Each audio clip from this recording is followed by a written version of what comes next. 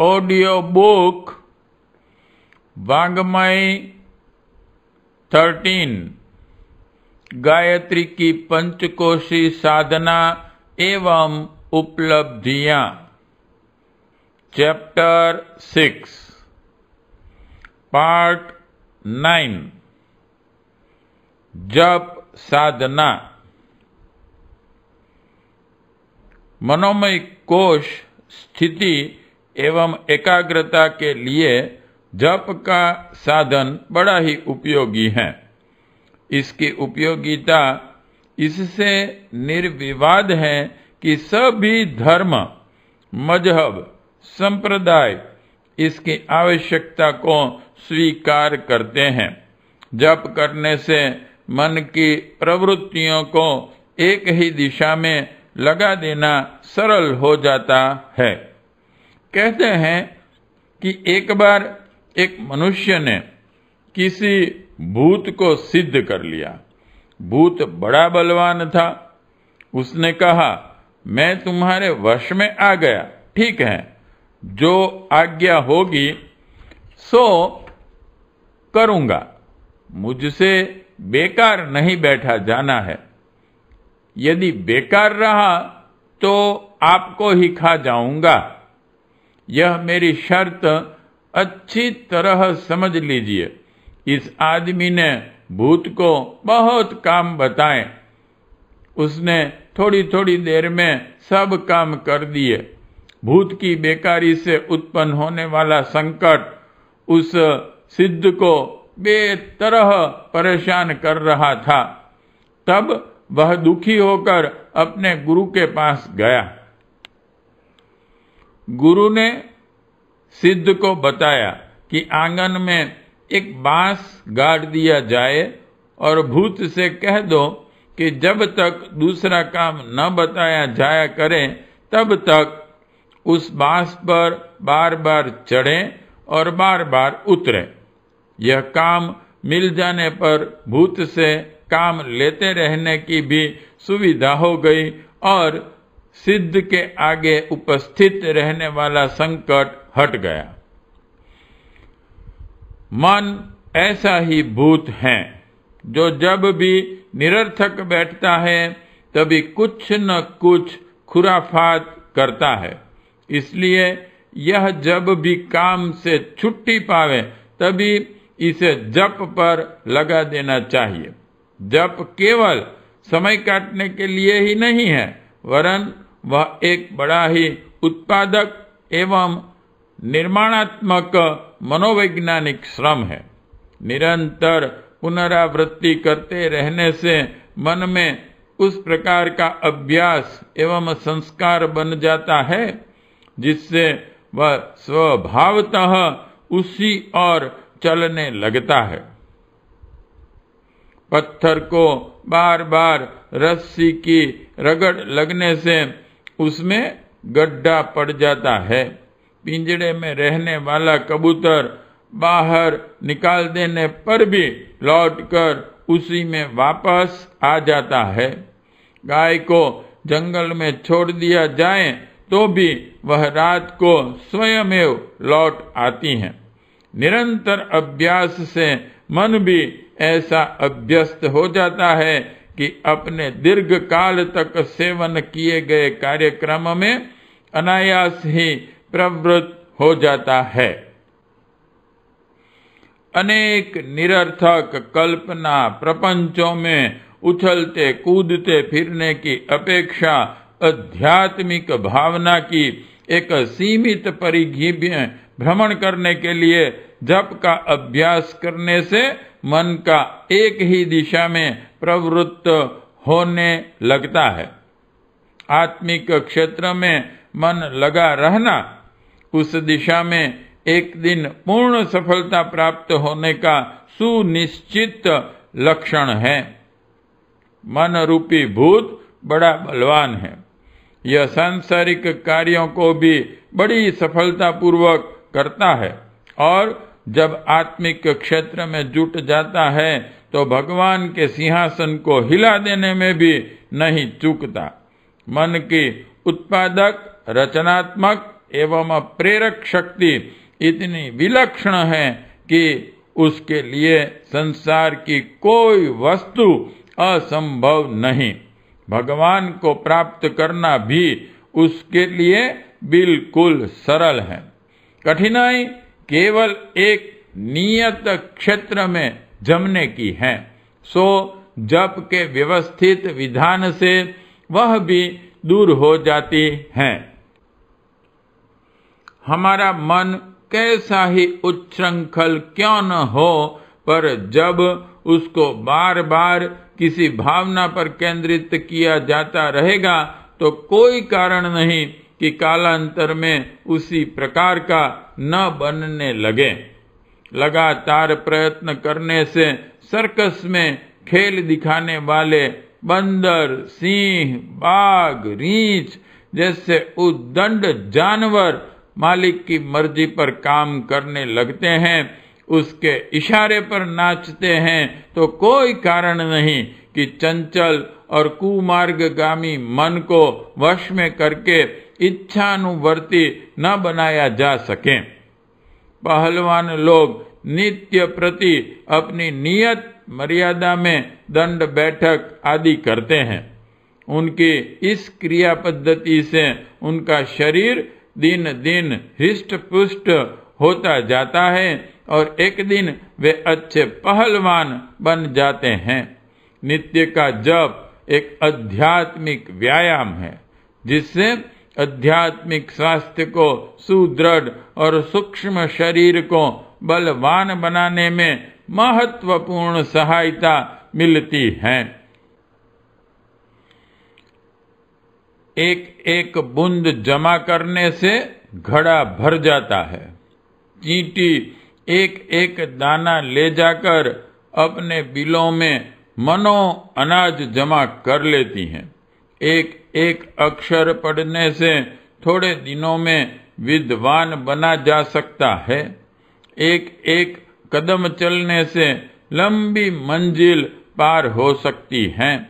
एक एक पैसा जोड़ने से खजाने जमा हो जाते हैं। एक एक तिनका मिलने से मजबूत रस्सी बन जाती हैं। जप में भी वही होता है। माला का एक एक दाना फेरने से बहुत जमा हो जाता है। इसलिए योग ग्रंथों में जप को यज्ञ बताया गया है। उसकी बड़ी महिमा गाई गई है और आत्म मार्ग पर चलने की इच्छा करने वाले पथिक के लिए जप करने का कर्तव्य आवश्यक रूप से निर्धारित किया गया है। गीता के अध्याय 10 श्लोक 25 में कहा गया है कि यज्ञों में जप यज्ञ श्रेष्ठ है। मनुस्मृति में अध्याय 2 श्लोक 86 में बताया गया है कि होम, बलि कर्म, श्राद्ध, अतिथि सेवा, पाक यज्ञ, विधि यज्ञ, दर्श पौर्ण मासादि यज्ञ सब मिलकर भी जप यज्ञ के 16वें भाग के बराबर नहीं होते। महर्षि भारद्वाज ने गायत्री व्याख्या में कहा है कि समस्त यज्ञों में जप यज्ञ अधिक श्रेष्ठ है। अन्य यज्ञों में हिंसा होती है पर जप यज्ञ में नहीं होती। जितने कर्म, यज्ञ, दान, तप हैं, सब जप यज्ञ की 16वीं कला के समान भी नहीं होते। समस्त पुण्य साधना में जप यज्ञ सर्वश्रेष्ठ हैं। इस प्रकार के अगणित प्रमाण शास्त्रों में उपलब्ध हैं।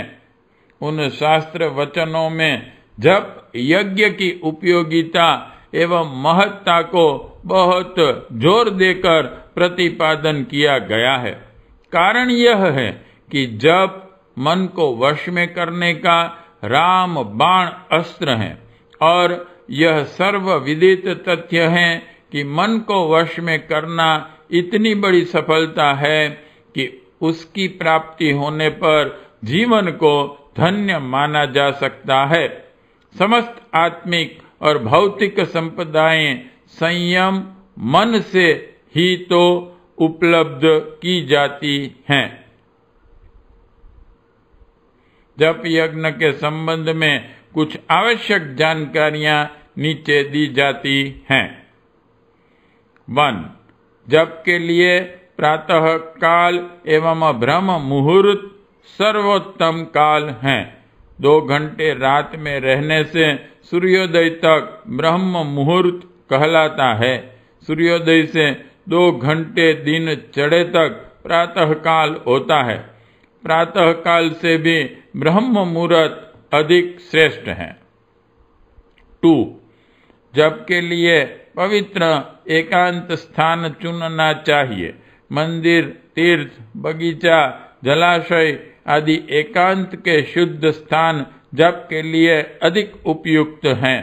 घर में यह करना हो तो भी ऐसी जगह चुननी चाहिए जहां अधिक खटपट न हो।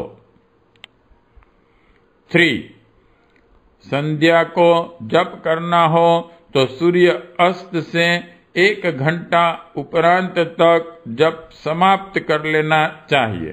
प्रातः काल के 2 घंटे और सायंकाल का 1 घंटा, इन तीनों घंटों को छोड़कर रात्रि के अन्य भागों में गायत्री मंत्र नहीं जपा जाता है। 4. जप के लिए शुद्ध शरीर और शुद्ध वस्त्रों से बैठना चाहिए। साधारणतः स्नान द्वारा ही शरीर की शुद्धि होती है, पर किसी विवशता, ऋतु प्रतिकूलता या अव्यवस्था की दशा में हाथ मुंह धोकर या गीले कपड़ों से शरीर पोंछकर भी काम चलाया जा सकता है। नित्य घुले वस्त्रों की व्यवस्था न हो सके तो रेशमी या ऊनी वस्त्रों से काम लेना चाहिए। 5. जप के लिए बिना बिछाए न बैठना चाहिए। कुश का आसन, चटाई आदि घास के बने आसन अधिक उपयुक्त हैं। पशुओं के चमड़े, मृगछाला आदि आजकल उनकी हिंसा से प्राप्त होते हैं, इसलिए वे निषिद्ध हैं। 6. पद्मासन में पालती मारकर मेरुदंड को सीधा रखते हुए जप के लिए बैठना चाहिए। मुंह प्रातः पूर्व की ओर, सायंकाल पश्चिम की ओर रहें। 7. माला तुलसी या चंदन की लेनी चाहिए। कम से कम 1 माला नित्य जपनी चाहिए। माला पर जहां बहुत आदमियों की दृष्टि पड़ती हो वहां हाथ कपड़े से या गौमुखी से ढक लेना चाहिए। 8.